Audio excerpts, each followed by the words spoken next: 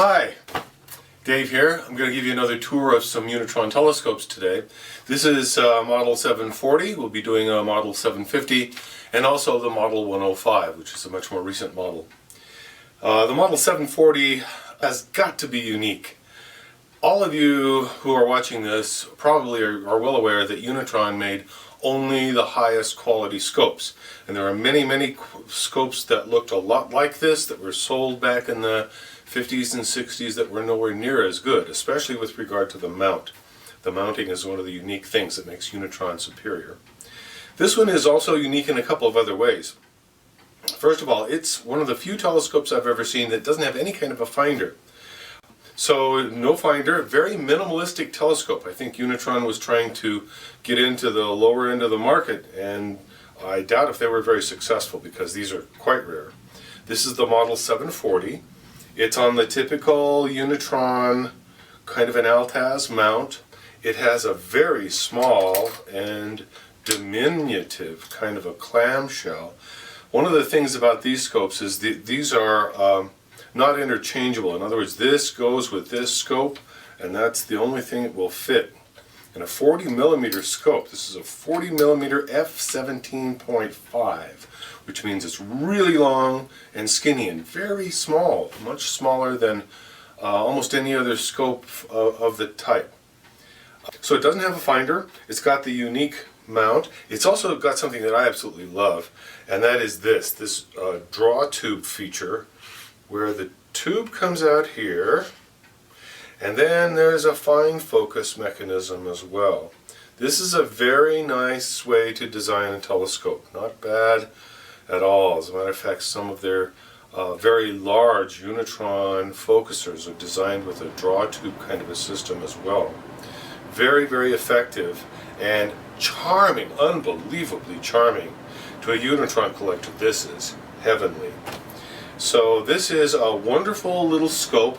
Obviously it's the Unitron, so it delivers superb views, although 40mm is very tiny and you won't see much detail with a 40mm telescope. Got a different telescope here for you now. This is the Unitron model 750. It's very similar to the 740, but a little bit larger aperture. It has some different features. Let me show you what those features are. First of all, it has the unique Unitron style Altaz mount, very effective mount. It's got its own particular size clamshell, so it's a little bit bigger than the 740 on the clamshell, designed specifically for this scope. Like the 740, it has the draw tube system that I love so much. So there's the draw tube, and then you have the focusing mechanism there as well. And another thing I really love about this scope is this finder. You've got to see this. This is charming.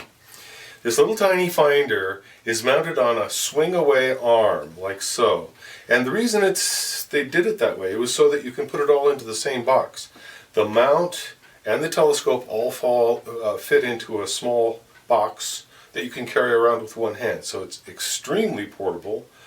And there's even room in the box for eyepieces and the star diagonal and so forth. So this is the Unitron model 750. This is the model 105 Unitron. This is a considerably newer scope than the 740 and the 750, although this is optically identical to the Unitron model 750. It has a couple of different features, although it's very similar. You can clearly recognize the genesis of the scope. It's got the usual high quality Unitron Altaz mount, clamshell kind of a system, clamping system. Got a finder. In this case, the finder is not on the fold out swing away kind of a mounting. Probably one of the problems with that swing away, although I never used it very much, was that I bet it loses accuracy as you swing it to different positions. I bet the finder doesn't work as well. And that's probably why they changed that. They also did this. Now, this model is from possibly the mid-80s, something like that. The Model 740 and 750 are from about the 1960s, and you can tell that they're older. This one has many things that give it away as a newer scope. The finish on the wood is different. It's still very nice, high quality, but it's different finish on the wood. The feet are plastic rather than metal. And this feature here, the draw tube has been changed. So now the subtle difference is that the draw tube goes in and out of the focuser rather than the focuser being mounted on the draw tube as it was with the other one. My first Unitron was not this one, but it was identical to this telescope, and it was beautiful, absolutely superb. And of course, I'm used to using much bigger telescopes with lots of power and fancy stuff. But these telescopes deliver a beautiful, crisp view, especially when it comes to double stars.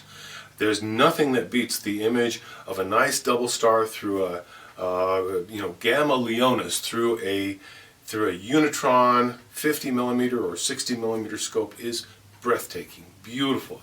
You can see the little diffraction patterns. They're absolutely textbook perfect. So there's something to be appreciated even about a small Unitron. Many, many things that you can love about a Unitron. I hope you've enjoyed my little tour of the Unitron Model 740, 750, and 105. Thank you.